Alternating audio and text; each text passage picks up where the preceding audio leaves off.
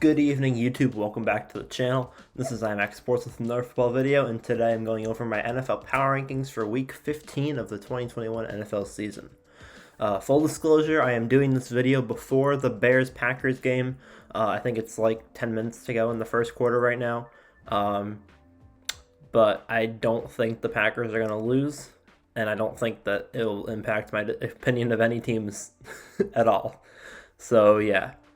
Make sure to subscribe to the channel if you haven't already. Only 11% of you are subscribed, so if you're new to the channel and you like my content, make sure to hit that subscribe button, and I'll get right into the video. First off, we have the dumpster fire. This is the same category as last week. Nobody's changed. All of these teams got blown out. Not much to be said here. I think that the Texans, the Jaguars, and the Lions are all officially eliminated from the playoffs. I'm not positive on that. The Jets might not be. But, yeah, Texans definitely are. Jaguars and Lions are on the fence, but none of these teams are making the playoffs. They're all terrible. The Jets have won a couple of good games, to be fair. The Jaguars beat the Bills. Lions beat the Vikings, but none of them are consistent enough. In the bad category, same as last week, we have the Bears, the Giants, the Panthers, and the Falcons. The Falcons are up 1 from last week. They were in 26. The Panthers are down 1 from last week. They were 25. The Falcons beat them. I think that they've both won a game against each other now, so yeah. Again, not much to be said here. The Bears will presumably lose to the Packers today. They'll drop to 4-9. The Giants have just had a very poor and inconsistent season. They got demolished this week by the Chargers. They put up a few points against them, but it wasn't close. The Falcons-Panthers game was close. Cam Newton had a slightly better week this week than he had last week. But neither of those teams have done anything impressive. And yeah. The next category is can't beat Kansas City. We have the Raiders. The Raiders have played Kansas City twice this year. They've been outscored 89-23. That's about 4 times, like a quarter of the points that Kansas City's put up. The Raiders have answered with. They first lost 41-14, and then today they lost 48-9. The Raiders are 6-7. And outside of the dumpster fire teams, they're arguably the worst team in the AFC right now. They have won a couple of decent games, but they're just way too inconsistent, and they're more likely to be terrible than they are to be really good. Outside contenders, we have the Saints, the Seahawks, and the Eagles. At 23, the Saints, 22, the Seahawks, and 21, the Eagles. Eagles are 6-7. The Seahawks and Saints are both 5-8. The Seahawks are making a comeback.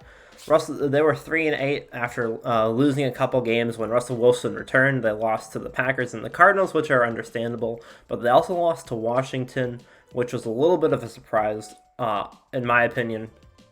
Washington's been playing pretty decent football, but I would have thought that the Seahawks would have won that game. That being said, they're looking more like the Seahawks the last 2 weeks. They beat the 49ers, who are a serious NFC playoff contender. And this week, they beat the Texans. But it was a 33-13 win. The Eagles are on a bye. I didn't want to push them down too far, but one team moved back above them.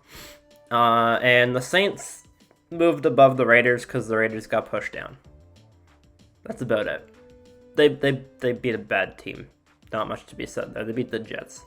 So yeah, if the Seahawks can win an impressive game, then they'll definitely move up quite a bit. I think they play the Rams next week. But as of right now, they haven't done anything to impress me enough to be back in the top 20 or anywhere near the top half. Playoff hopefuls, we have Washington, the Dolphins, the Broncos, the Vikings, and the Steelers. Yes, I have the Steelers above the Vikings, even though the Vikings did beat them this week. I think that the Steelers have been a more consistently good team this year than the Vikings have. The Vikings have won a lot of good games, but they've also lost to some not-so-great teams, including the Lions. The Steelers have been more consistently decent, and even this week they would have brought the game to overtime had Chase Claypool not been an idiot, because Ben Roethlisberger would have had 3 or 4 shots at the end zone. But as I always say, the tiers, whatever the number is within the tier, there's not really a huge difference between the Steelers and Washington.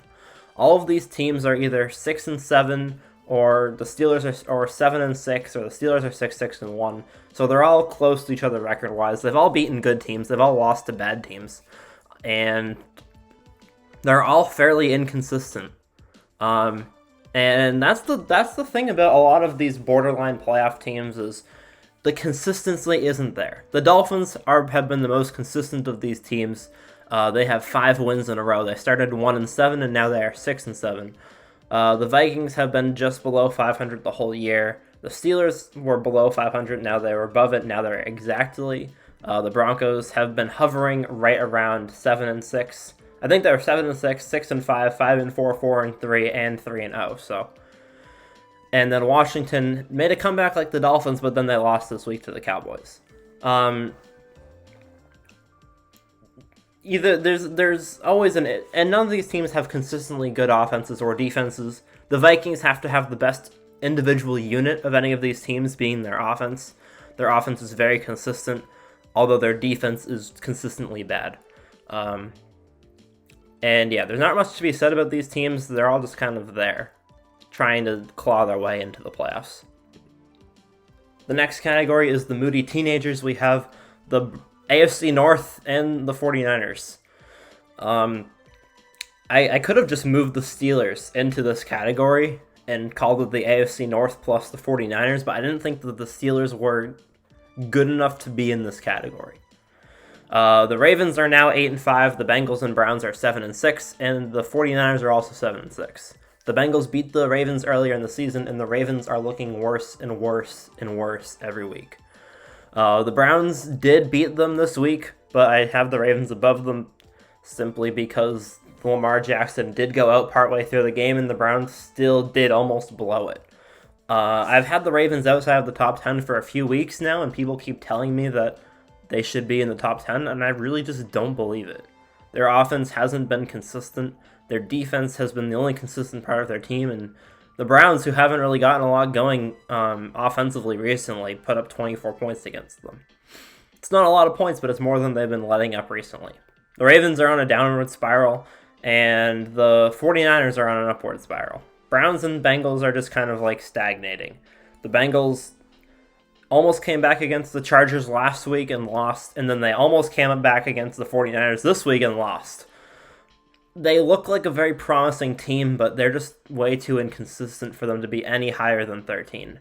They're better than any of the teams in the playoff hopeful category, and they're better than the Browns because they've beaten them, but yeah, there's just not enough consistency out of any of these teams. The 49ers are the most consistent, to be fair.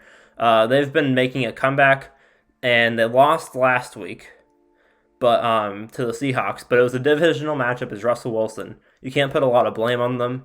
They are most likely going to be getting the 6th seed in the NFC, and they're playing some really good football right now. They started off 3-7, and now they're 7. No, they started off 3-5, and now they're 7-6.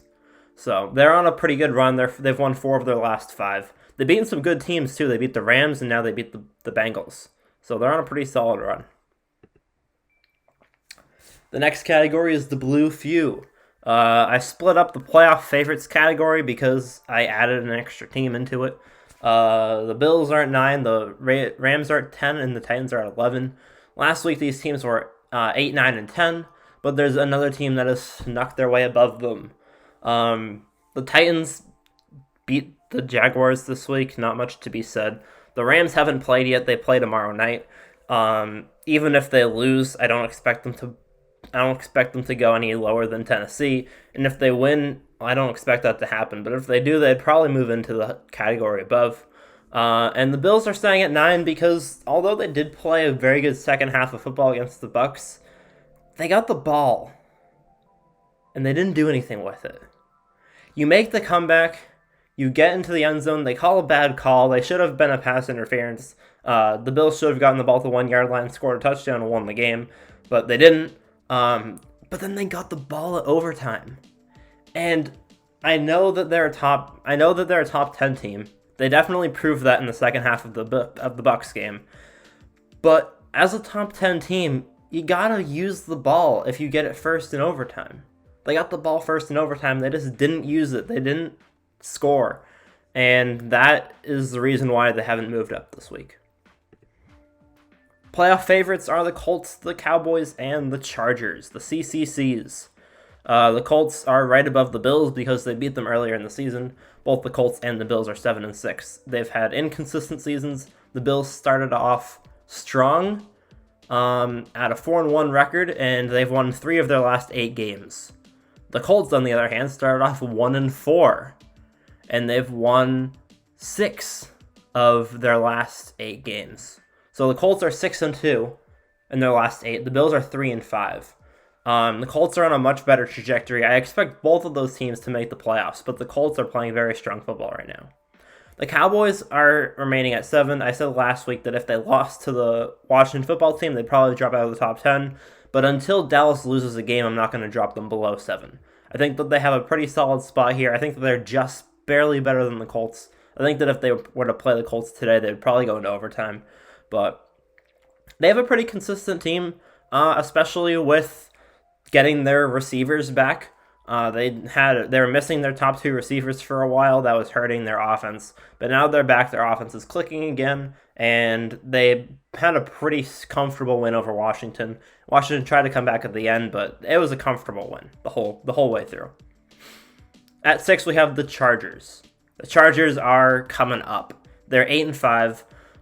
They were in the Moody Teenagers for a while. They were one of those teams where I was a little bit on the fence as to whether or not they were going to be able to consistently play well come playoffs. And now that we're into December, they're playing their best football of the year. They played a really strong game last week against the Bengals. That they've scored over 35 points in 3 of their last 4 games. They've just been playing, and they've lost a couple of weird games. Like they lost to the Vikings, but it was a close game, and the Vikings are a weird team. They lost to the Patriots, but the Patriots are on a 7-game winning streak.